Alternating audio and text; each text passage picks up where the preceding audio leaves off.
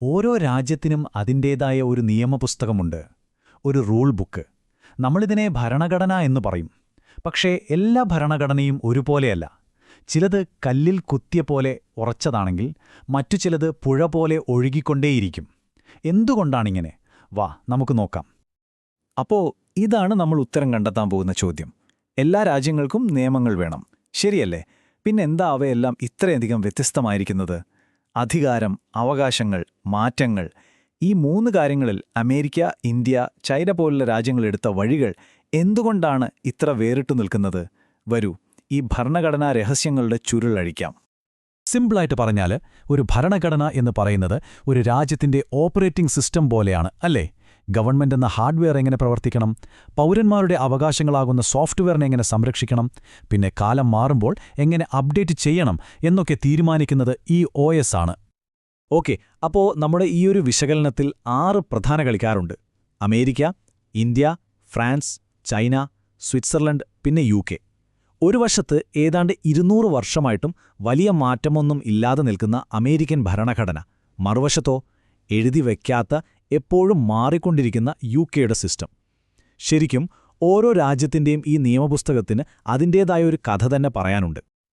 അപ്പോൾ ഏതൊരു ഭരണഘടനയും ആദ്യം നേരിടുന്ന ചോദ്യം ഇതാണ്: ഗവൺമെന്റ് എങ്ങനെയായിരിക്കണം? അധികാരം ആരുടെ കയ്യിലായിരിക്കണം? അതൊരിടത്ത് കേന്ദ്രീകരിക്കണോ അതോ വിഭജിച്ചു കൊടുക്കണോ? നമുക്ക് ഓരോന്നായിട്ട് നോക്കാം. ആദ്യത്തെ വലിയൊരു ഡിസൈൻ ചോയ്സ് ഇതാണ്: നിയമങ്ങളെല്ലാം കൂടി ഒരൊറ്റ പുസ്തകത്തിൽ എഴുതി വെക്കണോ വേണ്ടയോ? ഇന്ത്യ, അമേരിക്ക പോലുള്ള രാജ്യങ്ങളെല്ലാം വേണം എന്ന പക്ഷത്താണ്. പക്ഷേ UK ഇവിടെയും ഒരു വ്യത്യസ്തനാണ്. അവിടെ ഒരു ദിവസം ഇരുന്ന് എഴുതിയുണ്ടാക്കിയ നിയമപുസ്തകമല്ല. നൂറ്റാണ്ടുകളിലൂടെ പതുക്കെ പതുക്കെ രൂപപ്പെട്ട നിയമങ്ങളും കോടതി വിധികളും കീഴ്വഴക്കങ്ങളും ഒക്കെ ചേർന്നൊരു സംഭവമാണ്. അതുകൊണ്ടുതന്നെ ഒറ്റ പുസ്തകമായിട്ട് അതില്ല. അടുത്ത ചോദ്യം: അധികാരം എവിടെയാണ്? അത് രാജ്യതലസ്ഥാനത്ത് മാത്രമാണോ അതോ സംസ്ഥാനങ്ങൾക്കും കൂടി വീതിച്ചു കൊടുത്തിട്ടുണ്ടോ? അമേരിക്ക, ഇന്ത്യ, സ്വിറ്റ്സർലാൻഡ് പോലുള്ള രാജ്യങ്ങളിൽ കേന്ദ്രവും സംസ്ഥാനങ്ങളും അധികാരം പങ്കുവയ്ക്കുന്നു. ഇതിനെയാണ് നമ്മൾ ഫെഡറൽ സിസ്റ്റം എന്ന് പറയുന്നത്. എന്നാൽ ഫ്രാൻസ്, ചൈന, UK പോലുള്ള രാജ്യങ്ങളിൽ പവർ മുഴുവൻ കേന്ദ്ര സർക്കാരിന്റെ കയ്യിലാണ്. ഇതിനെ യൂണിറ്ററി സിസ്റ്റം എന്നും പറയും. ശരി, അപ്പോൾ ആരാണ് രാജ്യം ഭരിക്കുന്നത്? Who is in charge? ഈ ചോദ്യത്തിന് പലതരം ഉത്തരങ്ങളുണ്ട്. അമേരിക്കയിൽ ജനങ്ങൾ നേരിട്ട് ഒരു പ്രസിഡന്റിനെ തെരഞ്ഞെടുക്കുന്നു. ഓക്കെ, ഇന്ത്യയിലും UKയിലുമാണെങ്കിലോ പാർലമെന്റിലെ ഭൂരിപക്ഷം ആർക്കാണോ അവരാണ് പ്രധാനമന്ത്രിയെ തീരുമാനിക്കുന്നത്. ഫ്രാൻസിൽ ഇത് കുറച്ചും കൂടി കോംപ്ലിക്കേറ്റഡ് ആണ്. അവിടെ പ്രസിഡന്റും ഉണ്ട്, പ്രധാനമന്ത്രിയും ഉണ്ട്. ചൈനയിലോട്ട് വന്നാൽ എല്ലാം പാർട്ടിയാണ് തീരുമാനിക്കുന്നത്. പക്ഷേ കൂട്ടത്തിൽ ഏറ്റവും ഇൻട്രസ്റ്റിംഗ് സ്വിറ്റ്സർലൻഡാണ്. അവിടെ ഒറ്റ നേതാവില്ല, പകരം ഒരു കൗൺസിലാണ് രാജ്യം ഭരിക്കുന്നത്. കണ്ടില്ലേ എത്ര വ്യത്യാസങ്ങളാണെന്ന്? ഓക്കെ, അപ്പോൾ ഗവൺമെന്റിന്റെ ഡിസൈൻ നമ്മൾ കണ്ടു. ഇനി അടുത്ത പ്രധാനപ്പെട്ട കാര്യം: നിങ്ങളുടെ, എന്റെ, നമ്മളുടെ എല്ലാം അവകാശങ്ങൾ. അതാര് സംരക്ഷിക്കും? ആരുടെ വാക്കിനാണ് ഇവിടെ വില? നമുക്ക് നോക്കാം. ഒന്ന് ആലോചിച്ചു നോക്കൂ, നിങ്ങളുടെ ഏതെങ്കിലും ഒരു അവകാശം ലംഘിക്കപ്പെട്ടാൽ നിങ്ങൾ എങ്ങോട്ട് പോകും? ഈ ചോദ്യത്തിന് ഓരോ രാജ്യവും നൽകുന്ന ഉത്തരം വളരെ പ്രധാനപ്പെട്ടതാണ്. ചില രാജ്യങ്ങൾ പറയും കോടതിയിൽ പോകൂ എന്ന്, മറ്റു ചിലർ പറയും ജനങ്ങളെ പ്രതിനിധീകരിക്കുന്ന പാർലമെന്റാണ് അവസാന വാക്ക് എന്ന്. വേറെ ചിലയിടത്ത് ഭരണത്തിലുള്ള പാർട്ടി എന്തു പറയുന്നുവോ അതുതന്നെയാണ് നിയമം. ഈയൊരു ചോയ്സ് മാത്രം മതി ആ രാജ്യത്തിന്റെ സ്വഭാവം എന്താണെന്ന് മനസ്സിലാക്കാൻ. ഇവിടെയാണ് ഈ വ്യത്യാസം നമുക്ക് ശരിക്കും കാണാൻ കഴിയുന്നത്. ഇന്ത്യയിലും അമേരിക്കയിലും ഒരു നിയമം നിങ്ങളുടെ മൗലിക അവകാശങ്ങളെ ഹനിക്കുന്നുണ്ടെങ്കിൽ സുപ്രീം കോടതിക്ക് ആ നിയമമെടുത്ത് ദൂരെ കളയാം, അത്ര പവറുണ്ട്. എന്നാൽ UKയിൽ അങ്ങനെയല്ല. പാർലമെന്റ് എന്ത് നിയമം പാസാക്കുന്നോ അതാണ് ഫൈനൽ. കോടതിക്കതിലെ അധികം ഇടപെടാൻ പറ്റില്ല. ഇനി ചൈനയുടെ കാര്യം നോക്കിയാലേ അവിടെ വ്യക്തികളുടെ അവകാശങ്ങൾ എപ്പോഴും പാർട്ടിയുടെയും രാജ്യത്തിൻ്റെയും താൽപ്പര്യങ്ങൾക്ക് താഴെ മാത്രമേ വരൂ. ഇത് കണ്ടോ, ഈ ഒരു ഒറ്റ വാചകത്തിൽ ആ വലിയ വ്യത്യാസം മുഴുവനുണ്ട്. ഒരു വശത്ത് അമേരിക്കൻ സിസ്റ്റം, അവിടെ കോടതികളുടെ വ്യാഖ്യാനങ്ങൾക്ക് വലിയ പ്രാധാന്യമുണ്ട്. മറുവശത്ത് ചൈനയുടെ ഭരണഘടന, അവിടെ വ്യക്തമായി പറയുന്നു വ്യക്തികളുടെ അവകാശങ്ങൾക്ക് പാർട്ടിയുടെയും രാജ്യത്തിൻ്റെയും ലക്ഷ്യങ്ങളെക്കാൾ വലിയ സ്ഥാനമില്ല എന്ന്. നമ്മളൊരു ഗെയിം കളിക്കുമ്പോൾ ഇടയ്ക്ക് റൂൾസ് മാറ്റാറില്ലേ? അതുപോലെ തന്നെയാണ് രാജ്യങ്ങളുടെ കാര്യവും. കാലം മാറുമ്പോൾ നിയമപുസ്തകവും മാറ്റേണ്ടി വരും. അപ്പോൾ അടുത്ത ചോദ്യം ഇതാണ്: ഈ റൂൾ ബുക്ക് മാറ്റി എഴുതുന്നത് എത്ര എളുപ്പമാണ്, അല്ലെങ്കിൽ എത്ര പ്രയാസമാണ്? ചിലത് മാറ്റാൻ ഭയങ്കര എളുപ്പമാണ്, മറ്റു ചിലത് ഏതാണ്ട് അസാധ്യം. ഈ ചാർട്ട് നോക്കിക്കേ, അമേരിക്കയുടെ ബാർ എവിടെ പോയി നിൽക്കുന്നതെന്ന് കണ്ടോ? അതിനർത്ഥം അവിടെ ഭരണഘടന മാറ്റുക എന്നത് ഭയങ്കര പാടാണ്. ഇനി നേരെ UKയിലേക്ക് നോക്കൂ, ആ ബാർ എത്ര ചെറുതാണെന്ന്. അവിടെ പാർലമെന്റിനൊരു സാധാരണ നിയമം മാറ്റുന്ന ലാഘവത്തോടെ ഭരണഘടനയുടെ ഭാഗങ്ങളും മാറ്റാം.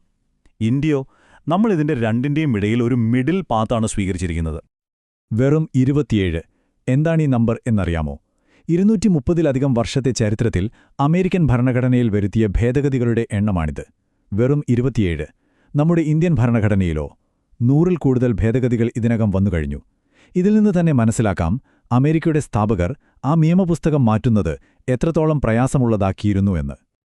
ഈ മാറ്റങ്ങൾ വരുത്താനും 2 വഴികളുണ്ട്. അമേരിക്കയിലെ പോലെ രാഷ്ട്രീയക്കാർക്കും നിയമസഭകൾക്കും മാത്രം ചെയ്യാൻ പറ്റുന്നൊരു വഴി, ഒരു ടോപ്പ് ഡൗൺ അപ്രോച്ച്. എന്നാൽ സ്വിറ്റ്സർലൻഡിലെ കാര്യം അതല്ല. അവിടെ സാധാരണ പൗരന്മാർക്ക്, അതായത് നമുക്ക്, ഒപ്പുകൾ ശേഖരിച്ച് ഒരു ഭരണഘടനാ ഭേദഗതിക്ക് തുടക്കമിടാം. എന്നിട്ട് ജനങ്ങൾ തന്നെ വോട്ട് ചെയ്ത് അത് പാസ്സാക്കുകയോ തള്ളുകയോ ചെയ്യാം. ഒരു ബോട്ടം അപ്പ് അപ്രോച്ച്. അപ്പോൾ നമ്മൾ ഇത്രയും കാര്യങ്ങൾ കണ്ടുകഴിഞ്ഞു. ഇതിൽ നിന്നെല്ലാം ഒരു കാര്യം വ്യക്തമാണ്. പെർഫെക്റ്റ് അല്ലെങ്കിൽ ഏറ്റവും മികച്ചത് എന്ന് പറയാൻ ഒരു ഭരണഘടനയുമില്ല. ഓരോ ഡിസൈനും ഓരോ വിട്ടുവീഴ്ചയാണ്. ഒരിടത്ത് ഒരു ഗുണം കിട്ടുമ്പോൾ മറ്റൊരിടത്ത് ഒരു ദോഷവും ഉണ്ടാകും. ഈ ആശയത്തെയാണ് ഭരണഘടനാപരമായ വിട്ടുവീഴ്ച എന്ന് പറയുന്നത്. അതായത് നിങ്ങൾക്ക് ഒരേ സമയം എല്ലാ ഗുണങ്ങളും കിട്ടില്ല. സ്ഥിരത വേണമെന്ന് വാശി പിടിച്ചാൽ കാലത്തിനനുസരിച്ച് മാറാനുള്ള കഴിവ് കുറയും. ഇനി എളുപ്പത്തിൽ മാറ്റാൻ പറ്റുന്ന നിയമങ്ങൾ വേണമെന്നുണ്ടെങ്കിൽ ആ നിയമങ്ങളുടെ സ്ഥിരത നഷ്ടപ്പെടും. ഇത് ശരിക്കും ഒരു ബാലൻസിംഗ് ആക്ടാണ്. ഈ ട്രേഡ് ഓഫ് മനസ്സിലാക്കാൻ ഏറ്റവും നല്ല ഉദാഹരണങ്ങൾ അമേരിക്കയും യുകെയും തന്നെയാണ്. അമേരിക്കൻ സിസ്റ്റം വളരെ കർക്കശമായതുകൊണ്ട് അവകാശങ്ങൾ വളരെ സ്റ്റേബിളാണ്. അത് പെട്ടെന്നൊന്നും മാറ്റാൻ പറ്റില്ല.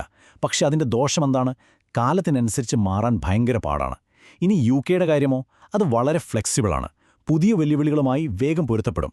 എന്നാൽ അതിലൊരു അപകടമുണ്ട്. സാധാരണ ഭൂരിപക്ഷം കിട്ടിയാൽ പാർലമെന്റിന് പൗരന്മാരുടെ അവകാശങ്ങൾ പോലും മാറ്റിയെഴുതാൻ കഴിയും. ഇനി വേറൊരു ട്രേഡ് ഓഫ് നോക്കാം. ചൈനയും സ്വിറ്റ്സർലാൻഡും. ചൈനയിൽ പാർട്ടിയെല്ലാം നിയന്ത്രിക്കുന്നതുകൊണ്ട് വളരെ വേഗത്തിൽ തീരുമാനങ്ങളെടുക്കാനും വലിയ വലിയ പദ്ധതികൾ നടപ്പിലാക്കാനും സാധിക്കും. പക്ഷേ അതിന് കൊടുക്കുന്ന വില എന്താണ്? വ്യക്തിപരമായ അവകാശങ്ങൾക്കും ജുഡീഷ്യറിയുടെ സ്വാതന്ത്ര്യത്തിനും പരിമിതികളുണ്ട്. ഇനി സ്വിറ്റ്സർലാൻഡ് നോക്കൂ. അവിടെ ജനങ്ങളുടെ പങ്കാളിത്തമാണ് പ്രധാനം. എല്ലാത്തിനും ഒരു സമവായം വേണം. അതിന്റെ ഗുണമെന്താണ്? ജനങ്ങൾക്ക് കൂടുതൽ അധികാരമുണ്ട്. ദോഷമോ? തീരുമാനമെടുക്കാൻ ചിലപ്പോൾ ഒരുപാട് സമയമെടുക്കും. അപ്പോൾ ചുരുക്കി പറഞ്ഞാൽ ഓരോ ഭരണഘടനയും അതിന്റെ രാജ്യത്തിന്റെ ഒരു കണ്ണാടിയാണ്.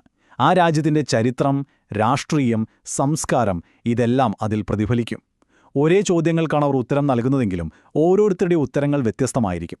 അതുകൊണ്ടാണ് ലോകത്ത് ഇത്രയധികം വൈവിധ്യമുള്ള ഭരണഘടനകൾ നിലനിൽക്കുന്നത്. അപ്പോൾ ഒരു ചോദ്യം നിങ്ങളോടാണ്. ഒരു പുതിയ രാജ്യത്തിന്റെ റൂൾ ബുക്ക് ഉണ്ടാക്കാൻ നിങ്ങളെ ഏൽപ്പിച്ചാൽ നിങ്ങൾ എന്തിനായിരിക്കും മുൻഗണന കൊടുക്കുക? പാറ പോലെ ഉറച്ച, ഒരിക്കലും മാറാത്ത സ്ഥിരതയ്ക്കോ അതോ കാലത്തിനനുസരിച്ച് ഒഴുകിമാറുന്ന വഴക്കത്തിനോ? ഒന്ന് ആലോചിച്ചു നോക്കൂ.